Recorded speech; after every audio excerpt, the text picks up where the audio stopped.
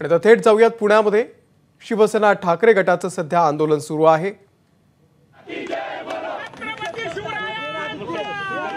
मालवणमधला राजकोट किल्ल्यावरती उभारलेला पुतळा कोसळल्यानंतर आता राज्यभरामध्ये पडसाद उमटतायत। आज पुण्यामध्ये शिवसेना ठाकरे गटाच्या वतीनं हे आंदोलन केलं जातंय, सरकारचा निषेध केला जातो।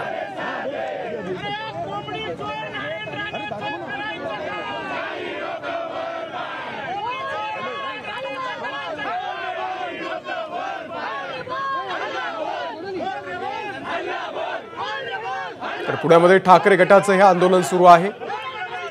मालवणमध्ये राजकोट किल्ल्यावरती असलेल्या छत्रपती शिवाजी महाराजांचा पुतळा कोसळला आणि त्यानंतर राज्यभरामध्ये त्याचे पडसाद उमटत आहेत। मिकी घई आपल्याला अपडेट देतील। मिकी,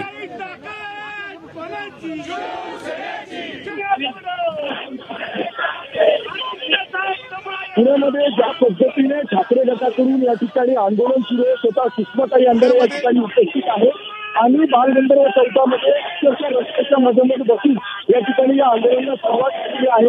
हे अक्षरशः रस्त्याच्या मधोमध बसून या ठिकाणी या आंदोलनाला सुरुवात केली आहे।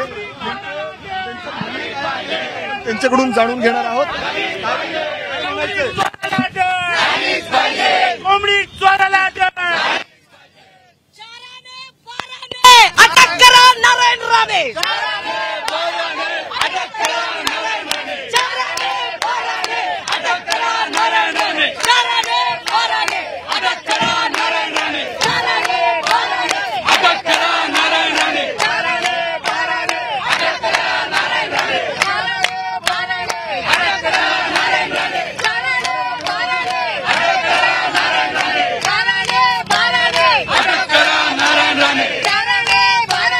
अटक करा नारायण राणे,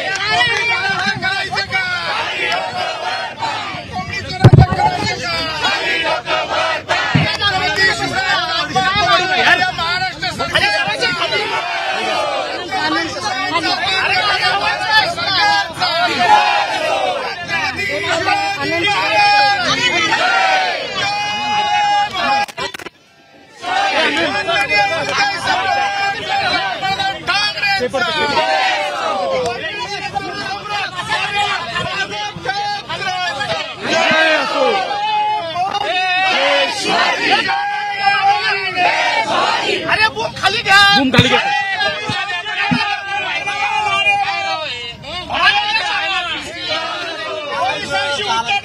नारायण राणे भडव्याचा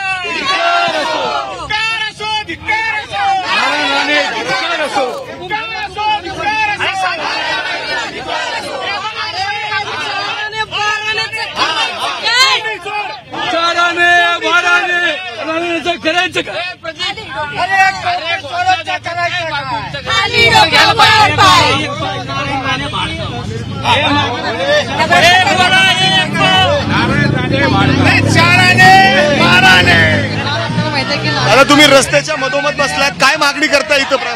सगळं एकदम घे ना, सगळ्यांचं एकदम घे, एकदम काय मागणी करताय तुम्ही? अटकेची घोषणा देताय तुम्ही?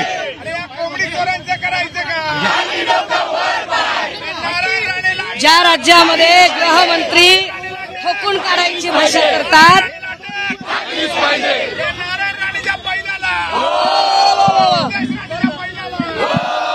ज्या राज्यामध्ये ठोकून काढायची भाषा करतात आणि गृहमंत्र्यांच्या जीवावर कायदा व्यवस्था हातात घेत नारायण राणे उद्दामपणाची गुंडगिरीची भाषा करतात, पत्रकारांच्या हातातले गुण काढून घेतात, पत्रकार देतात, अशा नारायण राणेवर सामाजिक मिळवण्यासाठी आणि वक्तव्य करण्यासाठी म्हणून गुन्हे दाखल झाले पाहिजेत।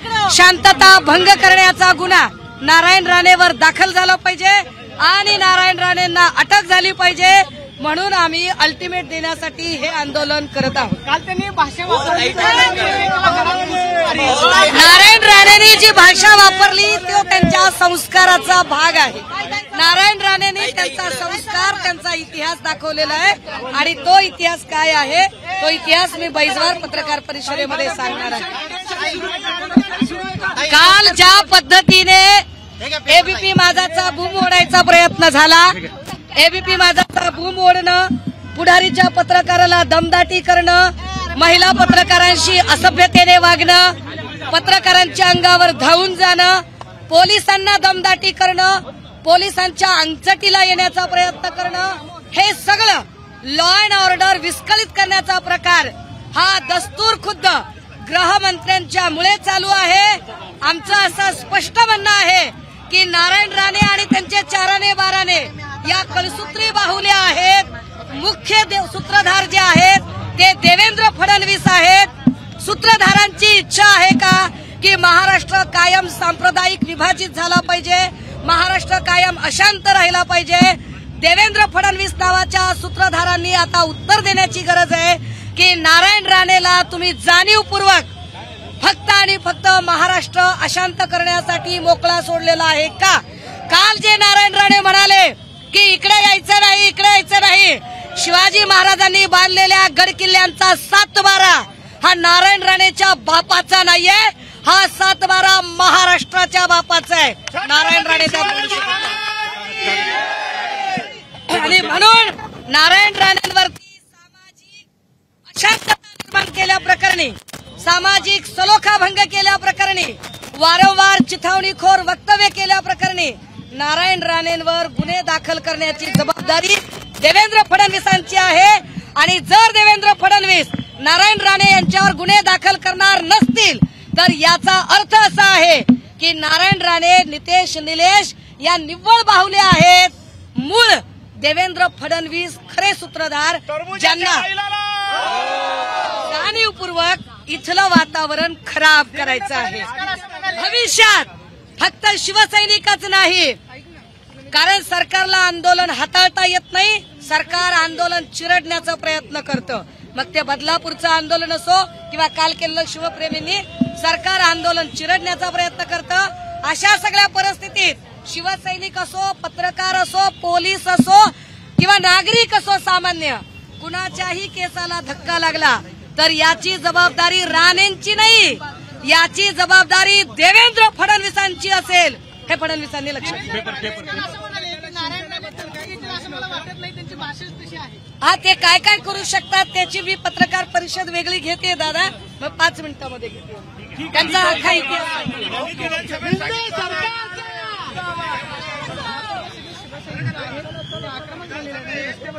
पुण्यातील हे सगळे शिवसैनिक, अर्थातच बाळासाहेब ठाकरे गटातील हे सगळे लोक आक्रमक झालेले आहेत.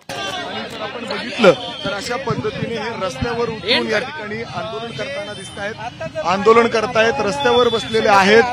बालगंधर्व चौकामध्ये या ठिकाणी हे सगळे जे आपण बघतोय शिवसैनिक अर्थात. एबीपी माझा, उघडा डोळे बघा नीट.